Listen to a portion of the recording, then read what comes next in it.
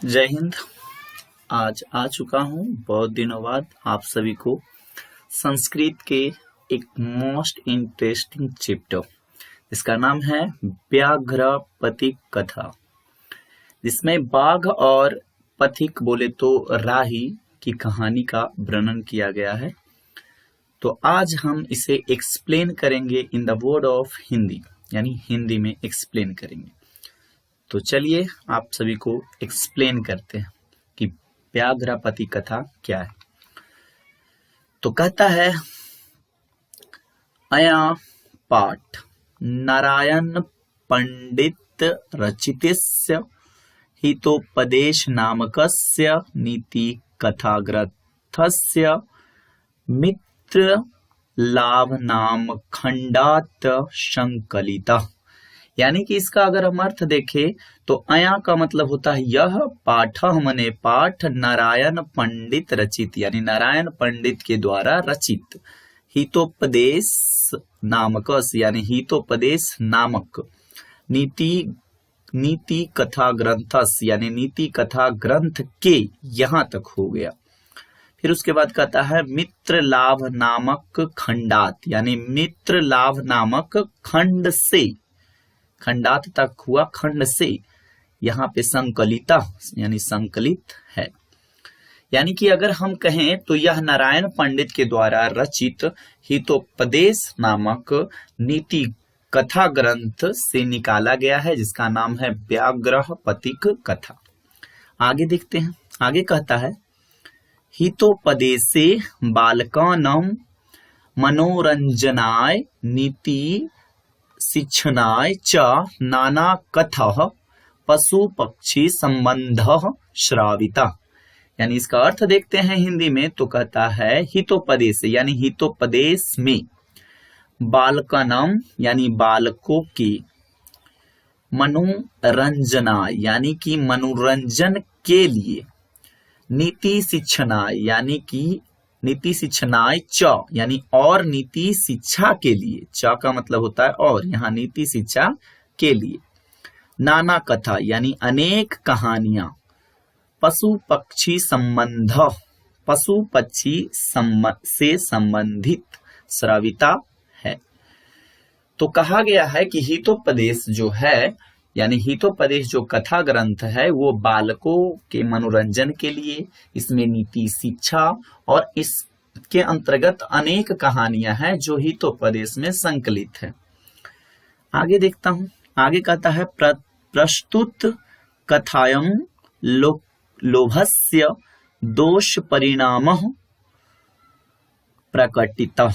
यानी कि प्रस्तुत बोले तो प्रस्तुत, कथायं मतलब कथा में, लोभस मतलब लोभ के, परिणामा मतलब परिणाम, दुष्परिणाम, दुष्परिणाम मतलब दुष्परिणाम, प्रकटित यानी कि ये भूतकाल में है, तो यहाँ किया गया है, प्रकट किया गया है। यानी कि प्रकटित मतलब भूतकाल में नहीं, प्रेजेंट यानी कि वर्तमान काल का, मध्यम पुरुष का आप कह सकते हो एक वचन में संकलित है। तो प्रस्तुत कथा में लोभ दुष्परिणाम प्रकट किया गया है कि लोभ का दुष्परिणाम, यानी कि आप अगर लोभ करते हो तो किस प्रकार का परिणाम आपके सामने प्रकट होगा। आगे कहा गया पशु पक्षी कथानम मूल्यम मानवानम शिक्षार्थ प्रभुतम भवति इति एतादृशभि कथाभि ज्ञाते। यानी कि पशु पक्षी कथानम यानी पशु पक्षी की कहानी, शिक्षार्थ यानी कथानम यानी शिक्षार्थ कहेंगे, कहानी का यहां तक हुआ, शिक्षार्थ बोले तो महत्व, प्रभुता मूल्य मानवाना यानी कि मानवों की शिक्षा हेतु, अचूक होता है यानी कि भवती मने होता है, मानवाना यानी कि मानवों की शिक्षा हेतु, अभवती मने होता है तो अचूक होता है, इति कहा, इति एतादृशभि कथाभि ज्ञाते, कहानियों से ज्ञान होता है यानी कि इति का मतलब होता है इस प्रकार की, कथावि मतलब कहानियों से ज्ञाते मतलब ज्ञान होता है। यानी कि कहे तो पशु पक्षी की कहानी का महत्व मानव की शिक्षा का एक अचूक प्रभाव होता है और इससे ज्ञान मिलता है, यानी इनसे ज्ञान का विकास होता है। तो ये नॉर्मल से आप समझिएगा कि ये हितोपदेश एक कथा है जिसमें बालक, पशु पक्षी और मानव का सचित्र वर्णन किया गया है एक कहानी के रूप में। तो अब हम आप सभी को एक्सप्लेन करेंगे व्याघ्रपति कथा। व्याघ्रपति कथा यानी कि बाघ और पथिक, पथिक बोले तो राही, राही वह होते हैं जो रास्ते पे कहीं जा रहे होते हैं, उसे हम राही के रूप में संदर्भित करते हैं। तो चलिए आज एक्सप्लेन करेंगे इसको। चलिए एक्सप्लेन करने के लिए आ जाता हूं।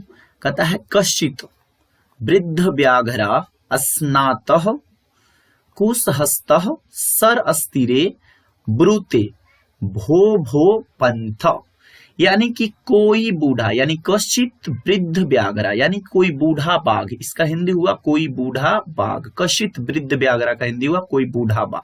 अस्नातः यानी स्नान कर, कुश हस्ता यानी कुश हाथ में लेकर, कुश हाथ में लेकर कुश हस्ता। सर अस्तिरे यानी तालाब के किनारे, सर मतलब तालाब होता है, तीरे मतलब किनारे होता है, तो सर अस्तिरे तालाब के किनारे। ब्रूते मतलब बोल रहा था, क्या बोल रहा था? भो भो यानी हो यानी ओ राही, वो का मतलब होता है ओ राही और फिर वो का मतलब होता है ओ राही, यानी कि मतलब हो ये दो बार है, पंथा का मतलब होता है राही, तो हो यानी ओ राही। इदम मतलब यह, स्वर्ण कंकनम यानी सोने का कंगन, सोने का कंगन। गृहताम यानी कि ग्रहण करो। यानी कि आप समझोगे तो एक बूढ़ा बाघ है जो स्नान कर कुश हाथ में लेकर तालाब के किनारे बोल रहा है कि ओ राही या सोने का कंगन ग्रहण करो। यानी कि बूढ़ा बाघ आप यहाँ देख सकते हो, इसके पास कंगन है, तो ये बोल रहा है राही को, यहाँ पे राही है, इसको बोल रहा है कि ओ राही आप कंगन को ग्रहण करो, सोने के कंगन को। आगे देखता हूं आगे क्या होता है। आगे देख सकते हो आप। ततो लोभा कृष्टेन केनिचित्वा पंथेन लोचितम भाग्यनैत्य संभविता यहाँ पे हो गया। यानी कि ततो लोभ कृष्टम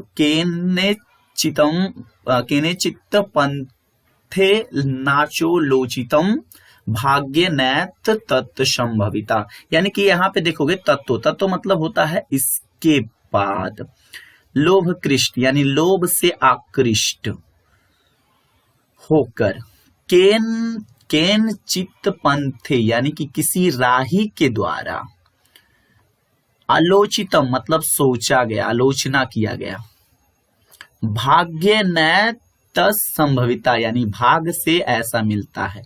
यानी कि किसी राही के द्वारा सोचा गया कि भाग से ऐसा मिलता है, किसी को सोने का कंगन भाग से ही मिलता है। आगे देखोगे, किंतु अस्मिन् आत्मः संदेहे प्रवृत्तन विधेय यतः। यानी कि किंतु, यहाँ पे किंतु अश्मीन यानी कि यहाँ आत्मा संदेह है, यानी कि किंतु कह रहा है कि मतलब अपने खुद के आत्मा में संदेह कर रहा है, कह रहा है। आगे कहता है आत्म संदेह की स्थिति में, यानी कि वह जो पथिक है वह आत्म संदेह की स्थिति में है। कहता है स्थिति में कार्य नहीं करनी चाहिए, यानी कभी भी आपको आत्म संदेह की स्थिति होती है तो कार्य नहीं करनी चाहिए, ये सोच रहा है। कौन? पथिक सोच रहा है। यानी कि यहाँ पे एक पथिक आया हुआ है और वो सोच रहा है कि भाग से ही ऐसा किसी को मिलता है, परंतु उसके जो आंतरिक गतिविधियां होती हैं उसमें प्रश्न उठ रही है कि संदेह होने पर कोई चीज, कोई वस्तु को, यानी कोई वस्तु जो होता है उसके लिए कार्य नहीं करनी चाहिए। आगे देखता हूं। आगे एक श्लोक है, आप जिस श्लोक को पढ़ लेता हूं। अनिष्टो दृष्ट लोहपी न गति जार्यते शुभा यतात्रस्ते विसंगरतो मृत तदापि मृतवे। यानी कि जहां अमंगल की आशंका होती है, यानी अनिष्ट की आशंका होती है, वहां जाने से व्यक्ति को परहेज करना चाहिए। यानी गति जरियते, यानी वहां जाने से व्यक्ति को क्या करनी चाहिए? परहेज करनी चाहिए।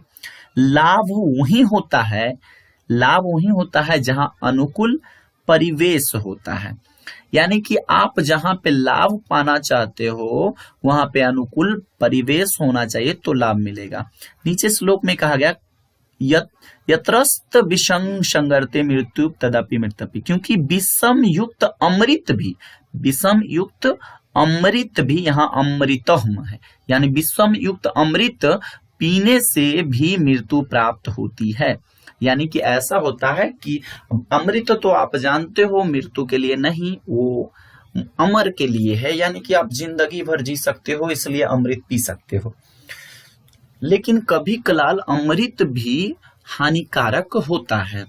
कब? जब विषम युक्त हो जाता है अमृत, तो पीने से मृत्यु हो जाती है। तो ये श्लोक कहा गया है। आगे देखिए, आगे क्या कहा गया? किंतु सर्वार्थ अर्जने प्रवृत्ति संदेह एवं, यानी कि लेकिन, किंतु बोले तो लेकिन, सर्वार्थ मतलब सर्वार्थ अर्जने, यानी हर जगह अर्जने मतलब धन की प्राप्ति की इच्छा प्रवृत्ति करना अच्छी नहीं होती है। यानी कि उसकी संदेह करना नहीं, यानी लोग यानी कि ये सोच रहे हैं कि प्रत्येक जगह धन की प्राप्ति करनी अच्छी नहीं होती है। इससे आप कह सकते हो ये एक लोभ है, अपने मन में विश्वास कर रहे हैं। तन्नी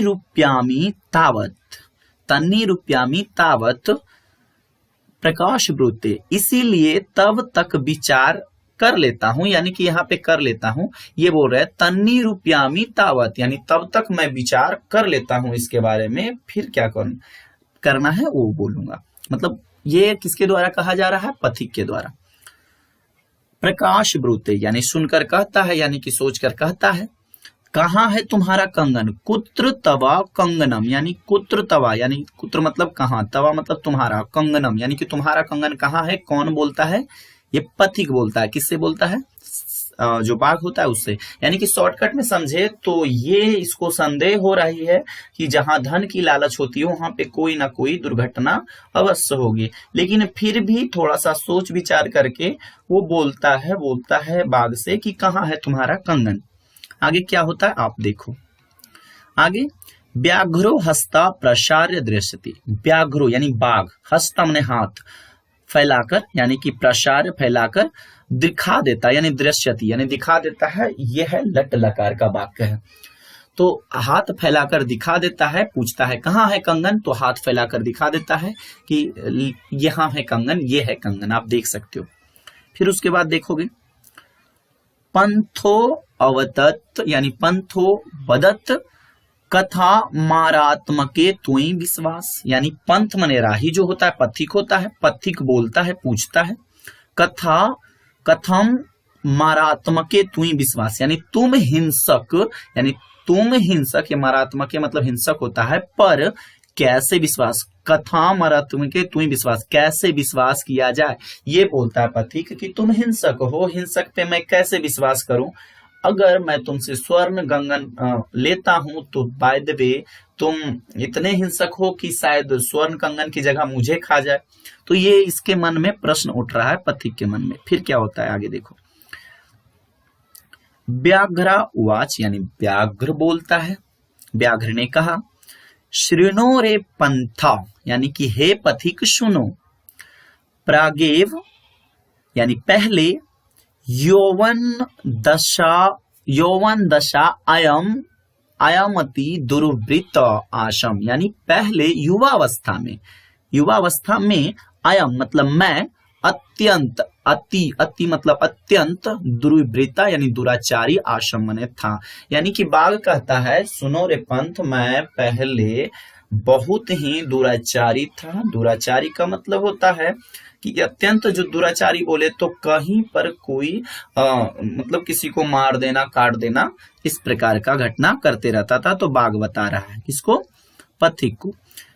अनेक गौ मनाशु मनाश गौ अनेक गौ मानुष्यानम वर्धनेम पुत्र मृतो दारस्य वंशहीन नश्य अहम। यानी कि अनेक अनेक हो गया, गौ मतलब गाय हो गया, तथा मनुष्य यानी मनुष्याना मतलब मनुष्य हो गया, वर्धने में मतलब वध करना या मारना, के मारने से, पुत्र यानी कि पुत्र मतलब मेरे पुत्र, मृतो कहता है मेरे पुत्र, मृतो दारस्य यानी मेरे पुत्र, अश्य मतलब होता है और, यानी कि मेरे पुत्र, इसमें चा लगता है, उसका अर्थ होता है पुत्र और पत्नी की मृत्यु हो गई। यानी कि मैं गायों की और मनुष्यों की हत्या करता था, तो उसके कारण मेरी पुत्र और पत्नी की मृत्यु हो गई। और चा फिर लगा है तो और हुआ, वंशहीनस्य, यहाँ पे चा लगा है तो और इसके लिए आया है, तो वंशहीनस्य और मैं यानी कि अहम, वंशहीनस्य हो गया, यहाँ पे अहम है, अहम अहम, तो मैं वंशहीन हो गया। यानी कि इनका कहने का अर्थ है बाघ का कि मैंने बहुत सारे गाय, बहुत सारे मनुष्य की हत्या की, जिसके कारण मेरे पुत्र और पत्नी की मृत्यु हो गई और मैं वंशहीन हो गया। आगे देखता हूं आगे क्या बोलता है बाघ। तथा इसके बाद केनिच धार्मिकन अहम मतलब अहम, हाँ ठीक है, अहम दृष्टा दान धार्मिक चरुतुम भवन।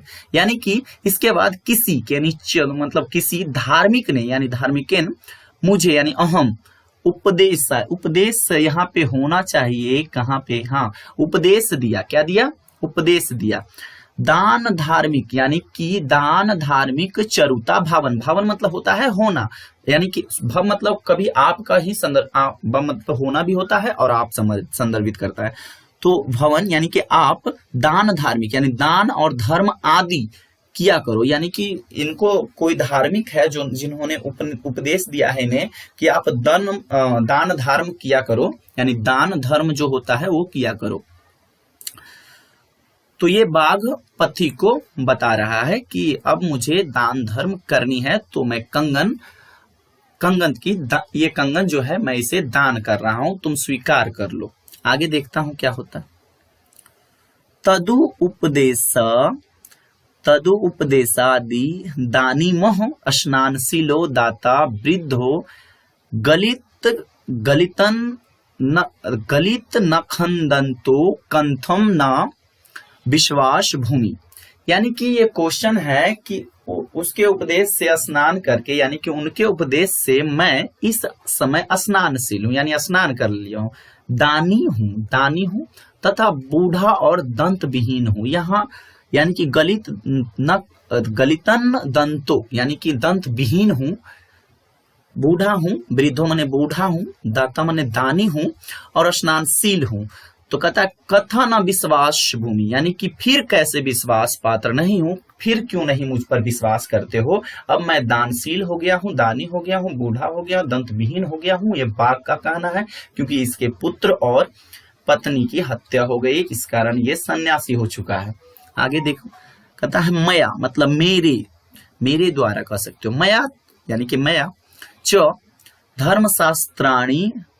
धर्मशास्त्राण यधित्याणि, यानी कि मेरे द्वारा धर्मशास्त्र भी पढ़ा गया है, मेरे द्वारा धर्मशास्त्र का अध्ययन यानी अध्ययन किया गया है। तो श्रीनो तो सुनने के लिए बोलता है, क्या कहता है। एक श्लोक है इसमें जो सुनाया गया है, चलो एक्सप्लेन कर देता हूं आपको इसको भी। दरिद्रणाभर कौंतन्य मां प्रेक्षेवरे धनम व्याधि तस्योदेम पंत्य निर्जनस्य किमोषधे। यानी कि हे कुंती पुत्र, कौंतन्य का मतलब होता है कुंती पुत्र, हे कुंती पुत्र गरीबों को दान दो, यानी कि जो गरीब है उन्हें दान दो, धनवानों को दान मत दो, ठीक है ना। फिर कहते हैं रोगी को दवा दो, यानी कि यहाँ पे पहला अर्थ हुआ कि दरिद्र यानी कि जो गरीब है उनको दान दो, कुंती पुत्र को कह रहा है, धनवानों को मत दो। फिर उसके बाद देखते हैं व्याध्य तस्य औषधि पंथ, यानी कि रोगी को दवा की जरूरत होती है, बिल्कुल होती है। निरोगी यानी कि निरुजनस यानी निरोगी को दवा की जरूरत नहीं होती है, यानी औषधि का मतलब यहाँ पे दवा होता है। तो ये श्लोक कहा गया है। उसके बाद देखता हूं अन्य उच्च, और अन्य उच्च यानी कि उसके बाद दूसरी बात भी बोलता है। क्या बोलता है दूसरी बात, यानी कि दूसरा श्लोक बोलता है दात व्यमिति यद दानम दियते अनुपकारणे देशे काले च पात्रे च तदादानम सात्विक वितो, यानी दान देना चाहिए, यानी कि दान है जो करना चाहिए, देना चाहिए। दान उसी को देना चाहिए जिससे कोई उपकार नहीं करना, यानी कि दान जो यद दानम दियते, यानी दान उसी को देना चाहिए जिससे कोई उपकार ना नो उपकार नहीं, यानी उपकार नहीं कराना हो।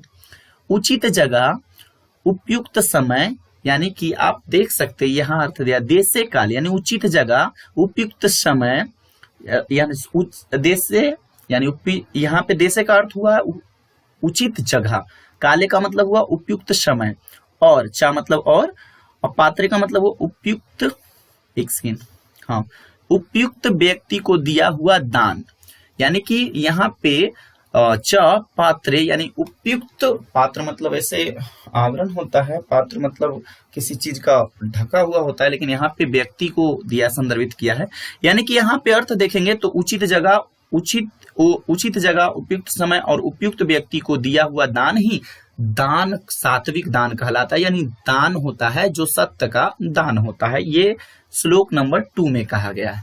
अब देखो ये किसके द्वारा बोला गया है, ये श्लोक बोले जा रहे हैं बाघ के द्वारा। अभी चर्चा यानी कि खुद की चर्चा कर रहा है, उसके बाद कुछ श्लोक भी पढ़ रहा है। फिर उसके बाद देखते हैं क्या होता है।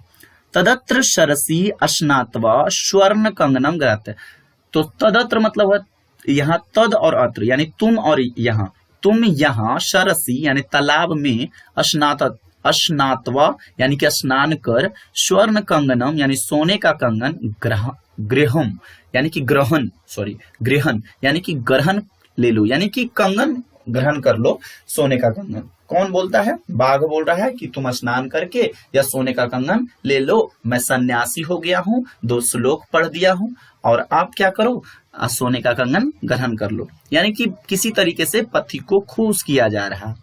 उसके बाद देखता हूं क्या होता है। ततो या वदश तदवचः प्रतीतो लोभ तस्कर अश्नातु प्रवसति, यानी कि उसके बाद, तत्व मतलब उसके बाद, उसकी बातों यानी कि याव वदश यानी उसकी बातों पर, तवच यानी तद वच प्रतीतो लोभस्तर यानी विश्वास कर, ज्यों ही वह लोभ से तालाब में स्नान करने के लिए गया, यानी लोभस्त्र यानी सर लोभत शरह यानी लोभ से सरा मतलब तालाब में, स्नातु यानी स्नान करने के लिए, प्रवसति यानी प्रवेश किया, यानी कि तालाब में स्नान करने के लिए गया जो लोभी था।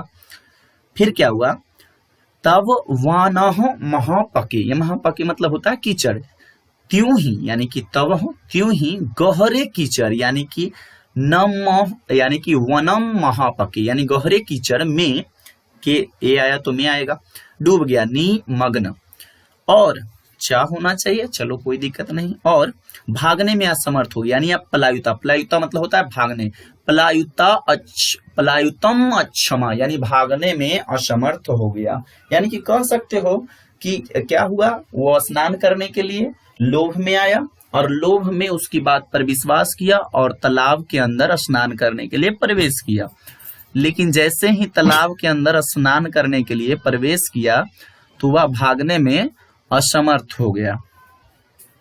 उसके बाद देखता हूं क्या होता है। पके यानी कि कीचड़, महापके भी बोल सकते हो।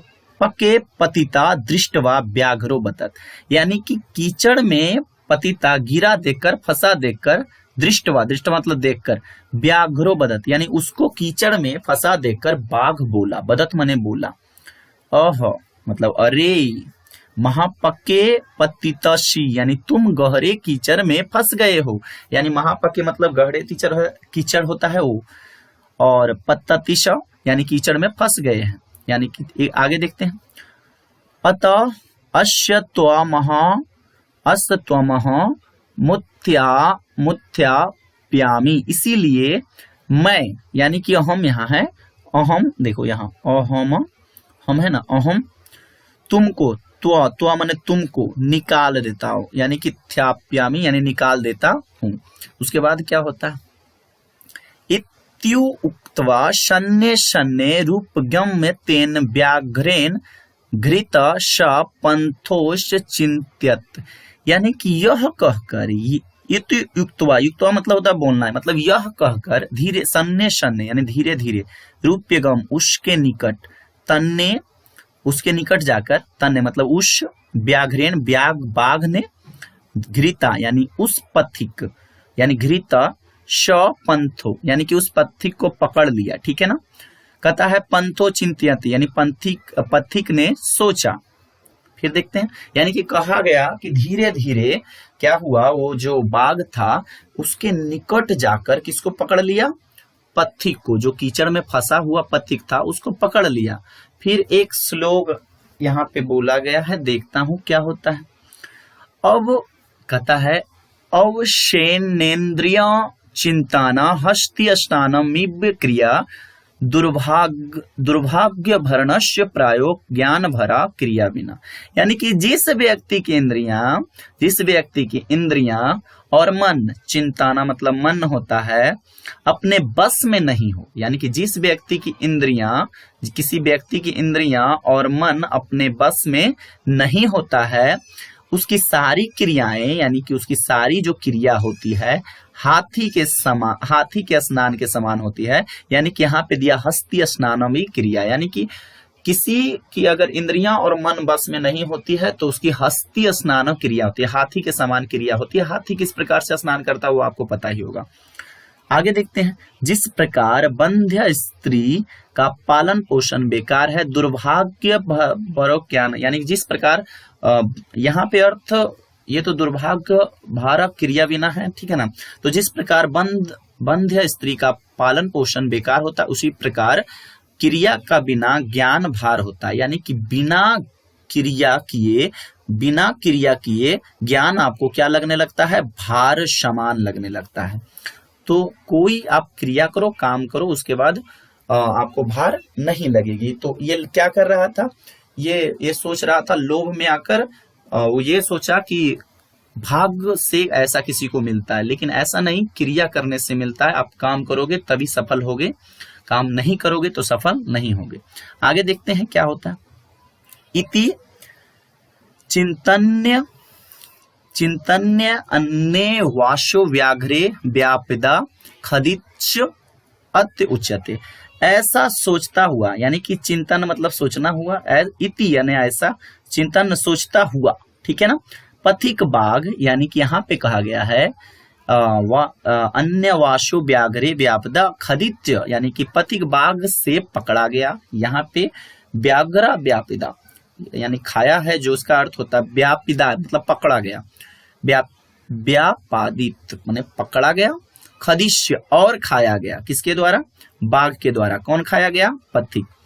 अतः उच्यते, इसीलिए कहा जाता है, उच्यते मतलब बोला जाता है। फिर आया है कि कंगनश्च तु लोभेन मग्नः पंकेषु दुष्यतिरे वृद्ध व्याघ्रेण संप्राप्तः पथिका सा मृत्यु यथा, यानी जिस प्रकार कंगन के लोभ में, कंगनश्य यानी कंगन के, तू लोभेन मग्न यानी कंगन के लोभ में तुम मग्न था, यानी कि लोभ में पथिक गहरे कीचड़ में फंस गया, महापकेशु अस्थिरे यानी कि गहरे कीचड़ में फंस गया, तथा बूढ़े बाघ द्वारा पकड़कर मार दिया गया। वृद्ध बाघरेन संप्रप्ता पथिक सा मृत्यु याता, यानी कि जिस प्रकार, यानी बूढ़े बाघ के द्वारा पथिक को मार दिया गया। यहाँ पे आप श्लोक में कहोगे कि लास्ट में कंगन की लोभ में पथिक की बाघ के द्वारा पकड़ा गया और बूढ़े बाघ उसे मारकर खा गया। और आगे देखता हूं, बस इतना ही था। तो आपको एक्सप्लेनेशन कैसा लगा? बाय द वे आपको अच्छी लगी है तो थैंक यू वेरी मच। और चलिए, good bye, see you, Tata.